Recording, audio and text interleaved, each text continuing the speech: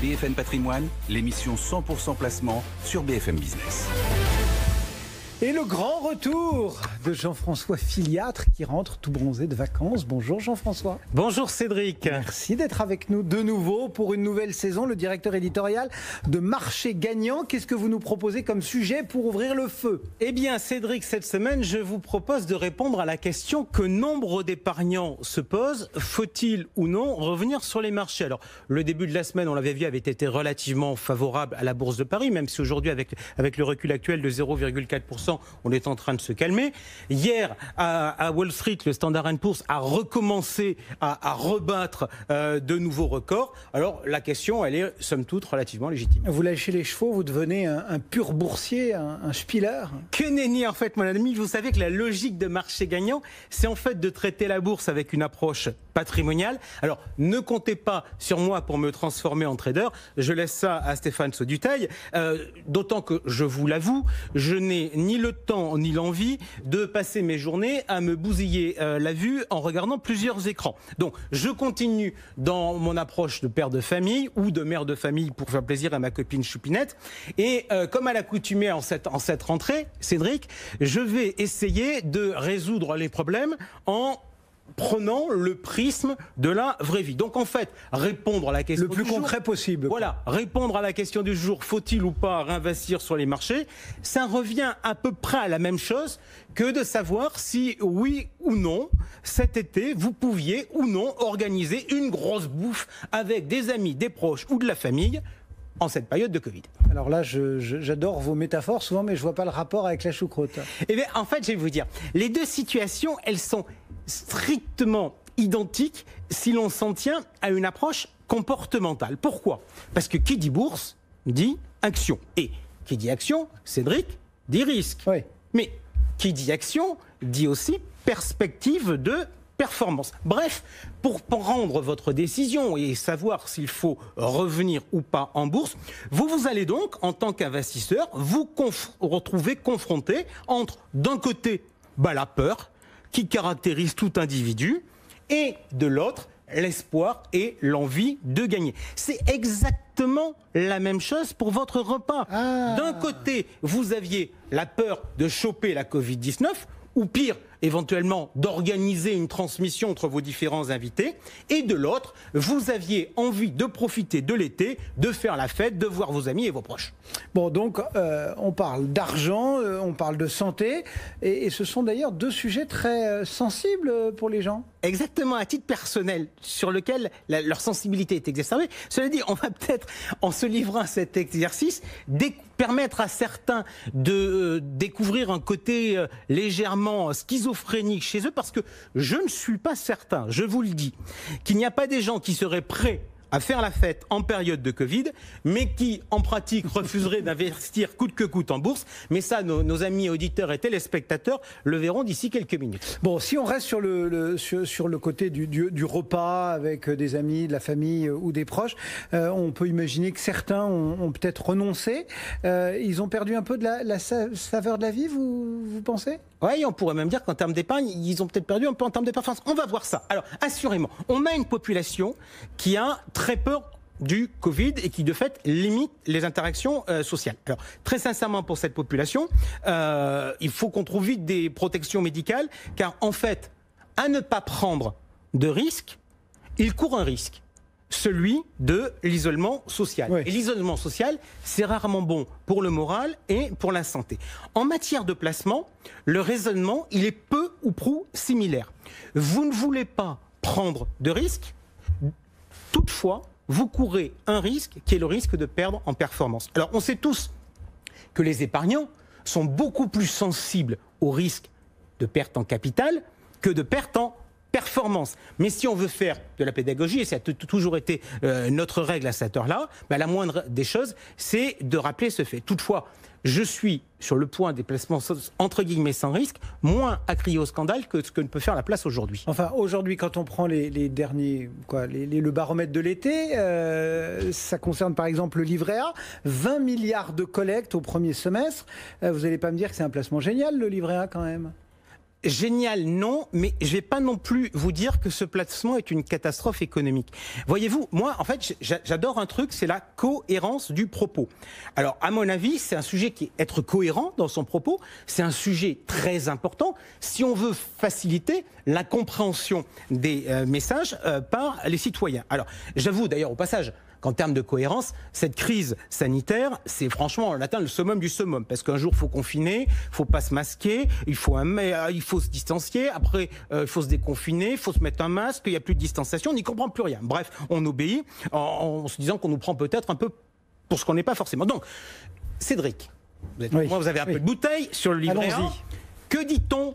Et je ne dis pas que dit-on depuis hier. Que dit-on depuis des années, par exemple le début des années 80, époque où le taux du livret A culminait à 8,5%. On dit qu'il ne faut pas regarder le taux, mais de regarder le rendement net, c'est-à-dire qu'une fois qu'on a retraité, comme on dit, déduit l'inflation. Eh bien, voyez, vous avez raison. Et moi, je vais vous dire un truc, c'est que quitte à dire quelque chose, autant le mettre en application. Donc, le taux de 0,5% qui a été fixé depuis la dernière réforme, certes, il n'est pas génial comme taux. Mais est-ce qu'on a regardé l'inflation depuis le début de l'année? Non. Eh bien, je vais vous le faire.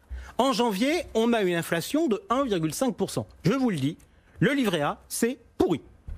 En mars, on est passé à une inflation de 0,7%. Alors, c'est pas génial, mais le 0,5 du livret A, il devient moins ridicule. Et puis, il y a la crise. Que se passe-t-il?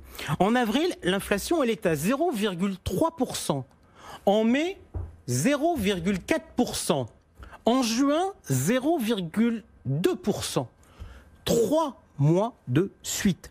Le livret A s'est retrouvé avec un pouvoir d'achat positif. Franchement, ça aurait dû faire à la une des journaux. Ouais. Depuis combien de temps? Et alors qu'on continue à gloser sur le livret A. Et on continue à faire ce que les gens adorent, c'est-à-dire répéter de vieilles vérités plutôt que de regarder les chiffres en pratique. Cela étant dit, l'inflation est repartie un peu à la hausse au mois de juillet. Ouais, et si on veut être, on essaie toujours de l'être avec l'information la plus propre possible.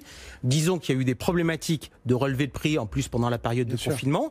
Donc les chiffres ont peut-être été un peu brouillés. En tout cas, il y a une chose qui est sûre, c'est que cette crise, elle pourrait ne pas avoir des effets inflationnistes, comme le disent certains, mais des effets déflationnistes. Et de ce fait, rendre les placements dits sans risque, un peu moins pénalisants que ce qu'on veut bien nous dire. Pour autant, vous prenez le livret A, vous nous faites prendre l'exemple du livret A, on le compare souvent avec le fameux fonds euro de l'assurance vie. Qu'est-ce qu'il en est en termes de rendement ? Il affiche un rendement supérieur et pourtant, je peux avoir un scoop pour vous. Avec un taux supérieur, il peut moins rapporter. Et ça, c'est même pas un tour de magie. Vous nous expliquez ? Ouais. Alors tout à l'heure, on a dit que pour regarder la rentabilité du livret A, il fallait regarder la rentabilité après déduction de l'inflation.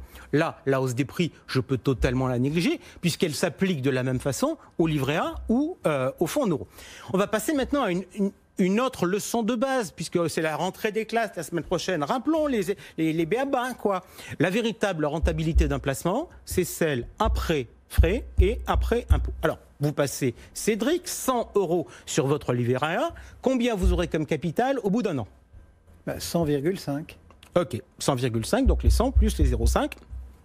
Calcul mental de base. Maintenant, si vous placez 100 € sur le fonds en euros d'un contrat d'assurance vie, combien vous aurez au bout d'un an ? Il y a le taux, mais il faut aussi enlever des frais.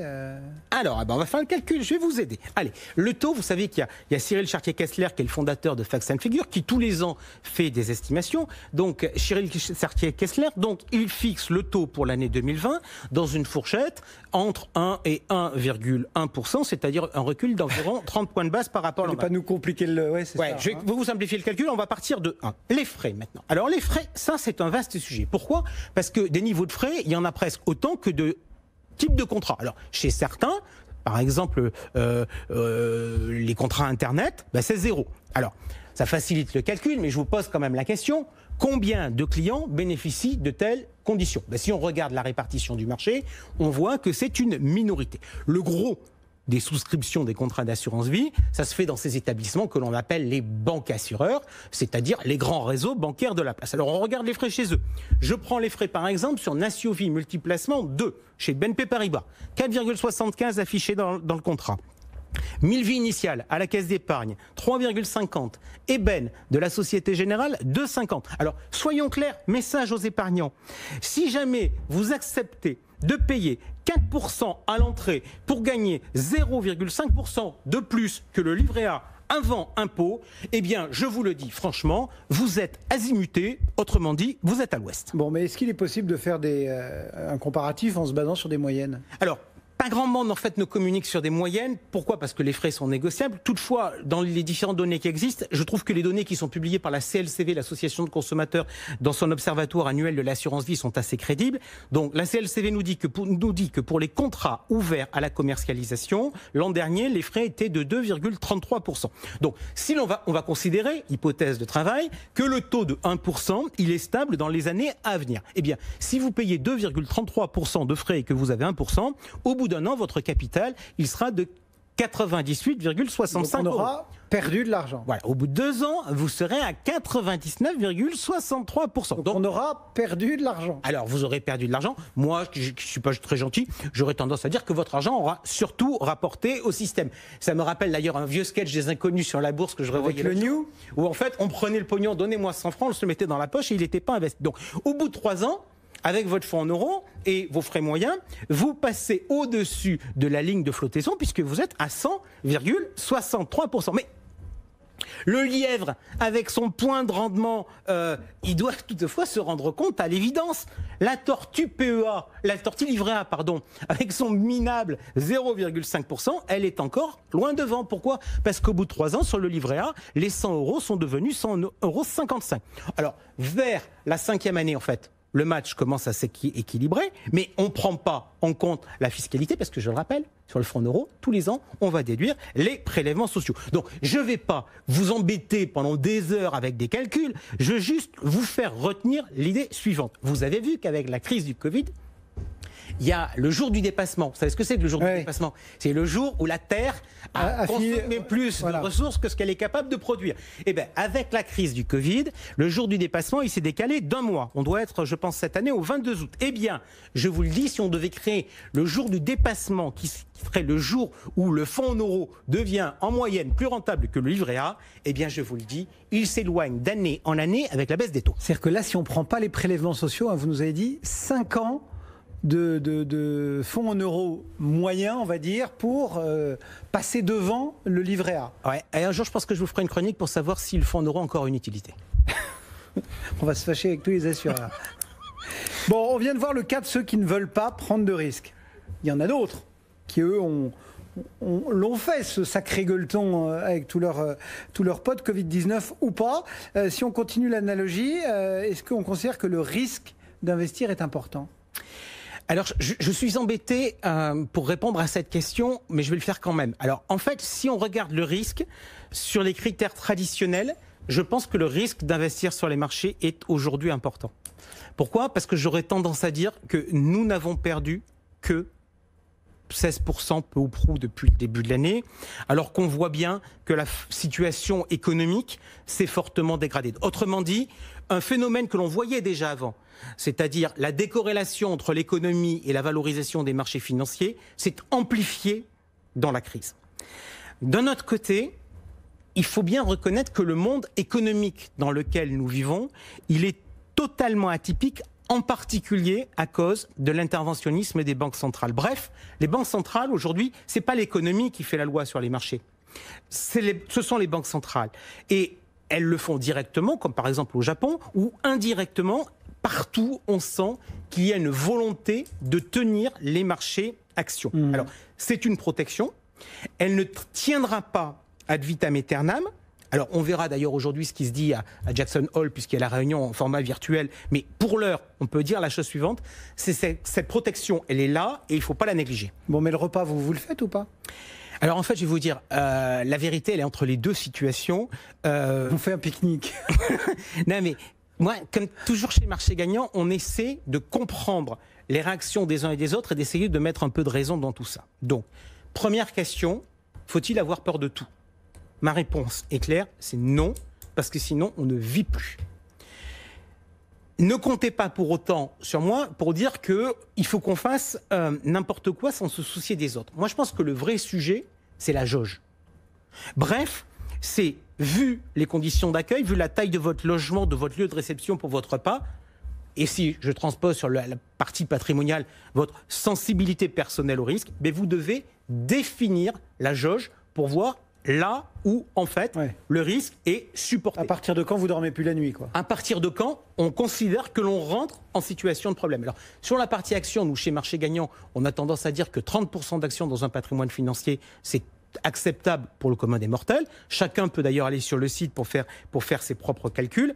Et en fait, je vais vous dire, le sujet, c'est pas de savoir si le Standard & Poor's est au plus haut ou pas. Car sur le fond, on n'en sait pas plus sur l'évolution du Standard & Poor's que ce que nous disent aujourd'hui les scientifiques sur l'avenir du Covid. Et puis, il faut aussi qu'on apprenne à faire preuve de bon sens.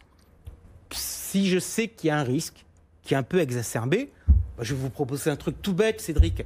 Au lieu d'inviter 30 personnes d'un coup, faites 3 repas à 10, je peux vous le dire qu'en bourse, ce même raisonnement fonctionne parfaitement. L'investissement programmé, quoi.